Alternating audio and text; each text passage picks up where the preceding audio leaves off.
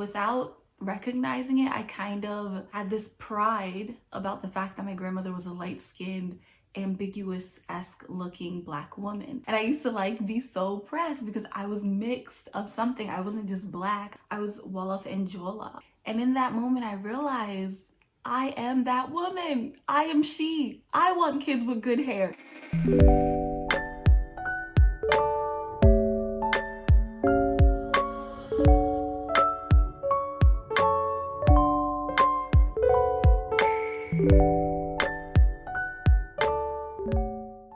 Asalamualaikum everybody, and welcome back to my channel. It's your girl Soda2, aka Bint Fatima. And today I want to first shout out my shirt. I'm so excited. I just got it literally today, and I'm usually the type who, when I get new things, I wait like months later in order to wear it, but I was just too excited for this shirt. I was just too excited. It's from Tariq Toure, and I'll link his Instagram down below so you can check him out. He's a poet, a spoken word artist. Look at it. It says write, and inside of it are like bullets because writing is a weapon.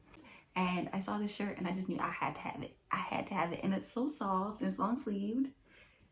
I would highly recommend, if you could get it, get one. And it says the pen is greater than, mightier than the sword. Okay, so let's go ahead and get into this video. If you're new here, hi. Hello, welcome. Thank you for clicking on this video. And if you're returning, thank you for subscribing. I really appreciate you. And I know this is like super random, I guess, and it's coming out of the blue, but not really. So I've been like keeping track of my subscribers, and right now we are at like 42 or something like that, which makes me really excited. I know that seems so small to everybody else, but to me it's a big deal that I'm so close. We're so close to 50 subscribers. So thank you, thank you, thank you, thank you, thank you. Saranghe. So anyway, let me go ahead and get into this video. The idea for this video came from one of the YouTubers that I'm subscribed to. Her name is Most of Miree, I believe. She posted a video a week or two ago about fetishization of mixed babies, and I think the topic of like Drake's baby was in the media, and so she was addressing that, but also addressing how there's this obsession with mixed babies, and there's like an aesthetic that is expected of babies that are mixed. Listening to that conversation, and I'll make sure to link it in the cards up above so you can go check her video out. I love her videos. I love the fact that she sheds light on issues that maybe a lot of times we try to avoid talking about. The title suggests I'm going to be talking about internalized racism / internalized self-hate, and specifically speaking as a Black woman and what I have learned and had to unlearn throughout the years. So growing up, I was always aware of the fact that my grandmother on my mom's side was from a different tribe than my grandfather. So my grandmother is Jola. Jola people, not always, and I'm being very general, but Jola people are either very dark-skinned and, you know, have very African features. They can also be very light-skinned and kind of look mixed or ambiguous, and my grandmother was one of those people. So my grandmother has, like, I feel like she has, I might be wrong, like Asian-esque features, and without recognizing it, I kind of had this pride about the fact that my grandmother was a light-skinned, ambiguous-esque looking Black woman. The fact that she had long hair, the fact that she had light skin, and maybe the light skin wasn't as big of a deal to me as the long hair was, and I'll get into why that is in a little bit, but I was really prideful of that. I was very like, yeah, I have my grandma, she's Jola. And I used to like be so pressed because I was mixed of something. I wasn't just Black, I was Wolof and Jola. I feel like in the Senegalese community, it's really weird because it's not weird. I think this is typical of like African communities everywhere. Because of being colonized, we kind of have adapted the European standard of beauty to ourselves, even though we are not European. Looser curls is valued over kinkier curls. Long hair is valued over short hair. Being lighter skinned is valued over being darker skinned. And I think the only like beauty standard that Senegalese people for a while did not have, that I'm really glad they didn't, was like there wasn't really a beauty standard regarding body size or body weight necessarily. So we have a whole thing called jongama, and a jongama is like somebody who, so I have a tissue. A jongama is like somebody who is like, you know, curvier, they're a thick woman, and they're considered to be the standard of beauty. And of course, over time that has changed. Asalamualaykum, this is editing Soda2. So I forgot to revisit that topic about body size and how like the standard of beauty in Senegalese community has changed. I think what I was basically trying to say is that with more exposure to the Western world, we've kind of changed what we believe to be beautiful, what we believe to be acceptable in terms of body shape and body weight. But yeah, I just wanted to insert that. But when I was younger, I think the one thing that I recognized is my mom was not light skinned, but she was like brown skin compared to my dad, who was like dark skin. But I loved my dad, and I thought my dad was like one of the most handsome people in the world. So I didn't really adapt that mentality of like, oh, dark skin is not beautiful, because I had dark skinned people in my family. I think over time I did start developing this mentality of like darker skin is not always beautiful. But when I was younger, the one mentality that I had ingrained in my head after hearing several conversations between adults, or after seeing adults fawn over the children in our family that had looser curls or longer hair or good hair, I internalized this idea that my hair wasn't good hair. So I don't know if I'll be able to insert a picture somewhere of what my hair looked like when I was younger, but basically I had this frizzy, kinky, curly red hair, and I didn't have loose curls, and my hair didn't grow down to my back. And I think I got my first like perm when I was extremely young. So when I came to the United States, I was getting my hair permed pretty regularly, and I would get my hair in braids, like single braids, Senegalese twists, cornrows, when my hair wasn't in protective styles. And when I had to wear my hair natural because the perm wore out or washed out, I literally had like anxiety about it. There was a day in middle school where I had to go to school with my natural hair out because nobody could braid my hair over the weekend, and I took forever to take my hair out of the braids they were in. And so I had to go to school with my hair reddish, frizzy.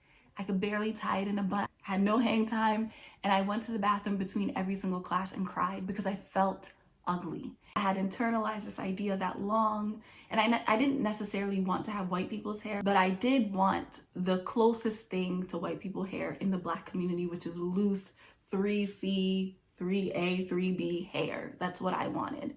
And I remember one day, my mom and I were sitting down in the living room. We were watching divorce court. There was a Black woman who was divorcing a white man. The man was listing all of these things that his wife was doing wrong to him, how his wife really like did not treat him well, was not kind to him. The judge was like, why did you marry him if it sounds like you weren't even in love with him? And the Black woman goes, I married him because I wanted my kids to have good hair. And in that moment, I remember I was just like, oh, okay. Stupid. And I remember my mom was like, what? She was just like, who marries somebody just so their kids can have good hair? And in that moment, I realized I am that woman. I am she. I want kids with good hair. In that moment, I realized I am a problem. This must be problematic, because for the longest time, it wasn't like I wanted to marry a white guy, but I always wanted to marry anything that was furthest from Black so my kids could have good hair, because hair was, to me, the definition of my femininity. It was a definition of my womanhood, and I didn't want my kids to be disliked or hated or whatever because they would end up having hair like me. It's really sad for me to have to like even admit that I had that stage of my life, but I think it's important for us to admit the parts of our lives that we were not so proud of, that we learned from and grew from and developed from. Anyway, so after that conversation with my mom was just like, that's not right. Like, who just wants to marry somebody for good hair? I started like soul searching and asking myself like, but why do I want good? What is good hair? It took years after that incident. It happened in like early high school.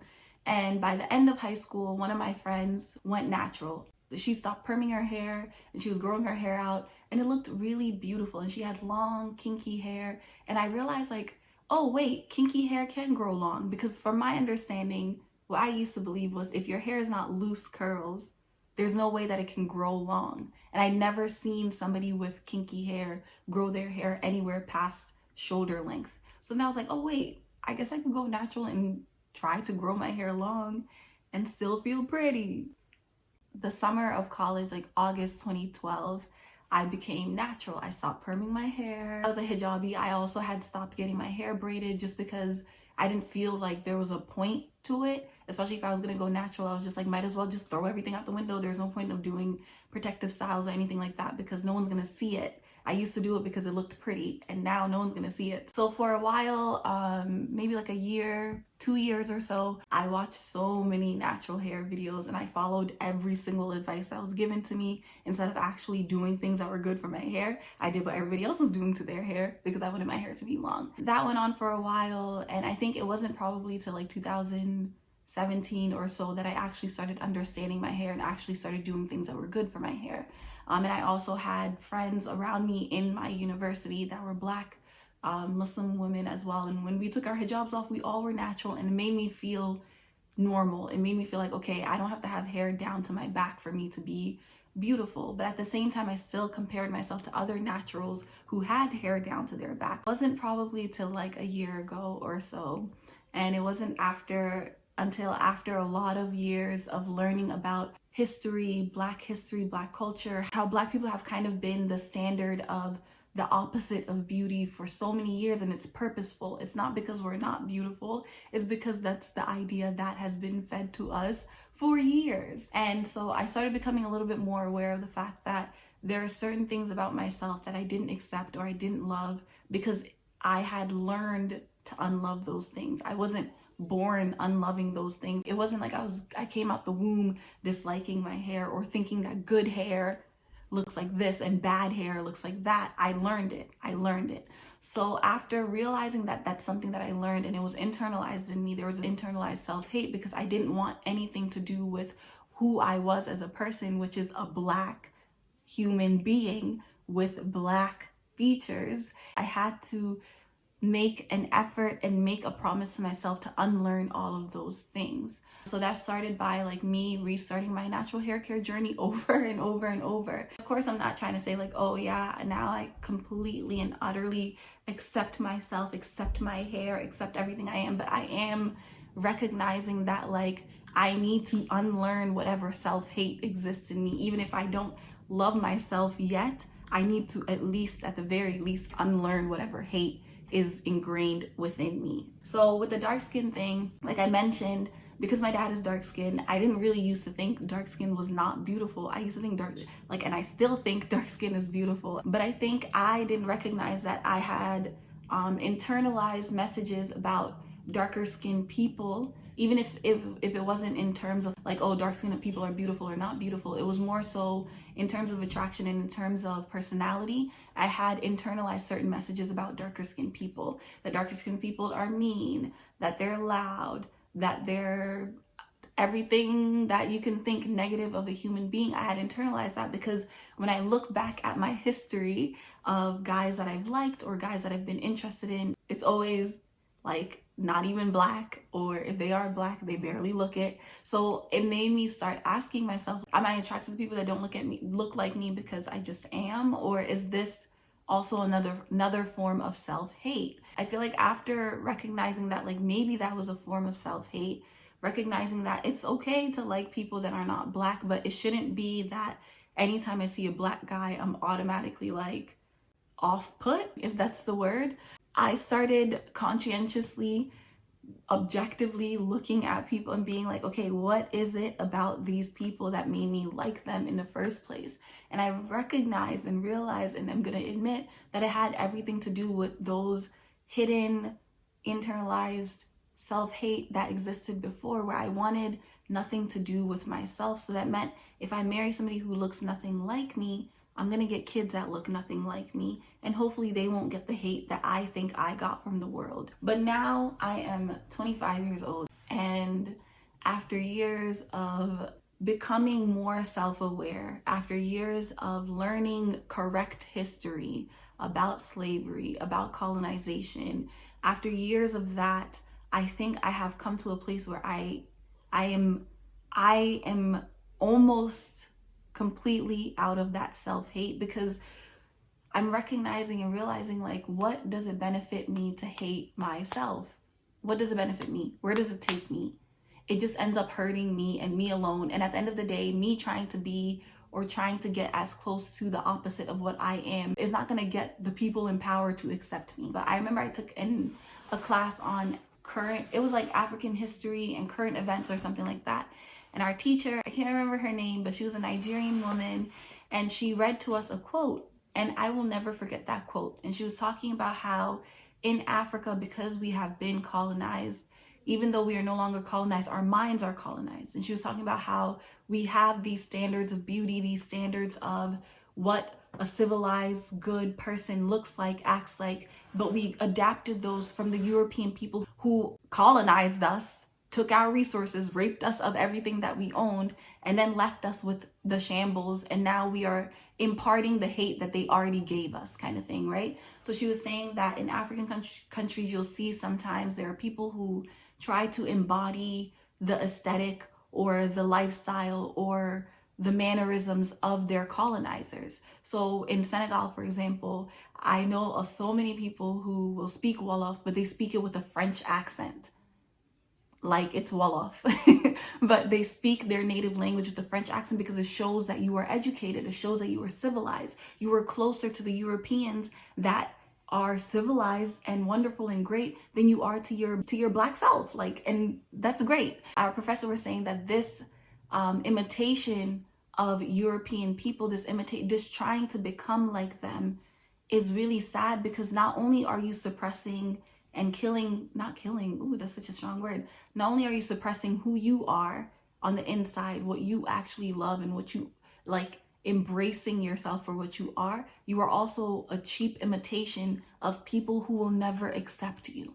That hit me really hard. And that quote has stuck in my mind for a while. So sometimes I look back at my younger self, my previous self, and how I tried to distance myself from everything that was black at a certain point in my life. So I've had to unlearn a lot of things. And I know this video kind of went left, right, center, all over the place. So basically I put this video together because I kind of just wanted to expose myself.